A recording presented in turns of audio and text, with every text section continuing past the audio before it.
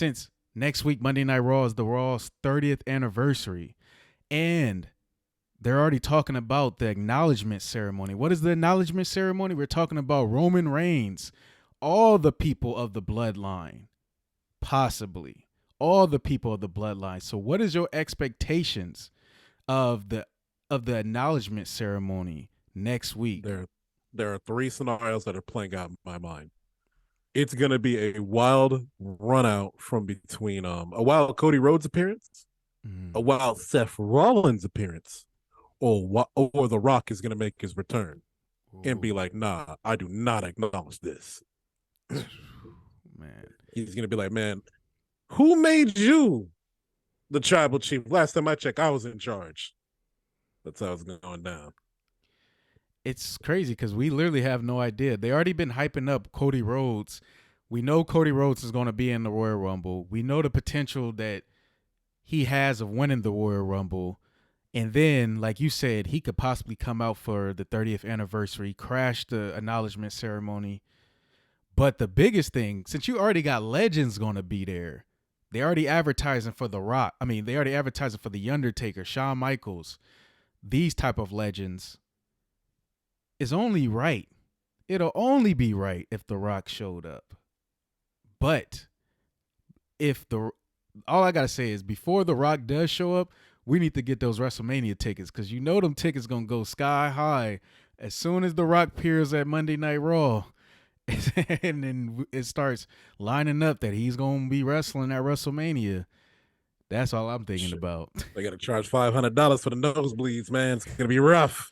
I don't know what to do about it. They gonna amp up them prices quick, but yeah, I mean, it only makes sense though. If The Rock does show up, it's perfect.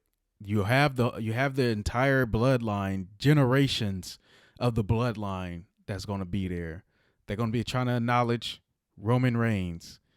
It'll be perfect timing for The Rock to show up and start building toward the Royal to WrestleMania. And then, because then since you're already setting up that with The Rock and Roman Reigns, then Cody Rhodes just comes out of nowhere and be like, boom, he wins the Royal Rumble. Now you're like, uh-oh, what's about to happen? Triple threat match? What's crazy about it is I always kept bringing up on the podcast, The Rock had at least about 3 months of his schedule being open. And then since he's not working with DC anymore, this is a very good time for him to join back with wrestling. And the only thing that's going to be up on his schedule is the XFL. And obviously, he's just going to be there doing business stuff on the side. So I really think this might be the time we see The Rock reappear. It's perfect timing. Perfect timing. Roman Reigns is freaking the undisputed champion. WrestleMania is in Hollywood. It's the 30th anniversary of Monday Night Raw. It's like, come on now. It's setting up perfectly for The Rock to make a comeback. But would you want to see a possible triple threat match between Roman Reigns, Cody Rhodes, and The Rock? The only thing about triple threat matches is this. You're always going to have one guy looking dumb outside the ring. It's always going to happen. It's going to be one guy who gets hit, well, I don't know, 2 super kicks, I guess, or a stunner or something. All of a sudden, he's gone from the match entirely for like a good 10 minutes. Just like, oh, I'm on the ground. What's happening? Oh, we all seen it happen. We've seen it happen with John Cena sitting outside the ring for like, what, 2-3 minutes? Last back on Christmas week? Like, come on, man.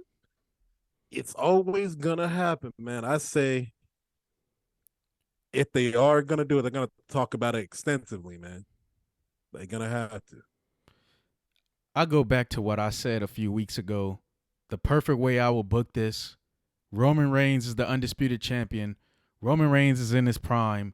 Have Roman Reigns defend the Raw WWE Championship against Cody Rhodes at WrestleMania on Saturday night. Then Sunday night, have The Rock versus Roman Reigns for the WWE Championship.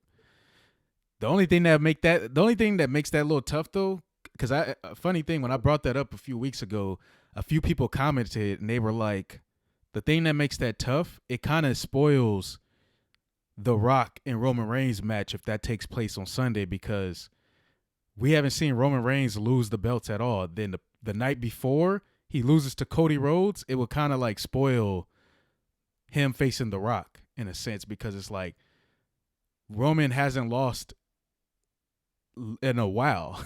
Basically, like where he actually gets pinned for the titles, he hasn't lost in like 2 years. So And remember, Sami Zayn lost that tag team match. Roman exactly, didn't get pinned. Sammy lost that match, just Sammy. So that's what makes it interesting. It's like that's the only thing that makes it tough about the booking choice that I would do. It's like maybe you do The Rock versus Roman Reigns Saturday night, and then you have Roman beat The Rock, and then Sunday night have Roman versus Cody Rhodes, and then have him lose to Cody, probably. It's a little disrespectful towards The Rock if you have him on first instead of last. Exactly. So that's the tough part. That's the only way it makes sense. Or unless you just throw them into a triple threat match, and it's like, I don't know if I want to see a triple threat match. I think I kind of want to see a singles match. It'll look bad as like say for instance they book it to where Roman didn't even get pinned in the match. If they book it that way, like The Rock pins, or the Rock or Cody Rhodes pins each other in Roman's like I didn't even get pinned. Like, come on, guys. Oh. I still say they should let Roman do these matches, win, and hit that 1,000-day mark. And eclipse Bruno Sammartino. Do it. Yeah. And then have him lose at SummerSlam or or even Money in the Bank even. Shoot. If Roman Reigns messed around and beat The Rock and Cody Rhodes at WrestleMania and doesn't lose the championship, it's like, dang, that's just gonna cement him as like he's unbeatable. He's unbeatable at that point because who else would you throw him against? Book Wittables, they could say. Yeah. Shoot. All we gotta do is clone the Undertaker, you know what I'm saying? Bring back the American Badass one good time, you know what I'm saying? Because remember when Undertaker fought Brock Lesnar with a cast on in the Hell in a Cell match? I remember. Yeah. That Undertaker was different, dog. I'll say we gotta bring that back. Hey man, we gotta get on that, clone that man. On a real note though, like a wrestler who I do think could beat Roman, or if not, it could make some good money, would probably be Seth Rollins. I still like the idea of like an AEW crossover where they have a triple threat match between Seth Rollins, Dean Ambrose, and Roman Reigns. In a very protective way, you can protect Dean Ambrose, so you could say like, "Oh man, he lost to Roman." You could like have either Seth get pinned or have like a situation where Dean couldn't stop a submission, or he gets jumped by the Usos or something. So that's like an easy way to protect him while also keeping that triple threat match alive. Got you. Yeah, it's just rough. It's a good thing to have. If you're the WWE, this is actually a good problem to have. Trying to figure out how to book Roman to lose the Undisputed Championships. It's a good problem to have.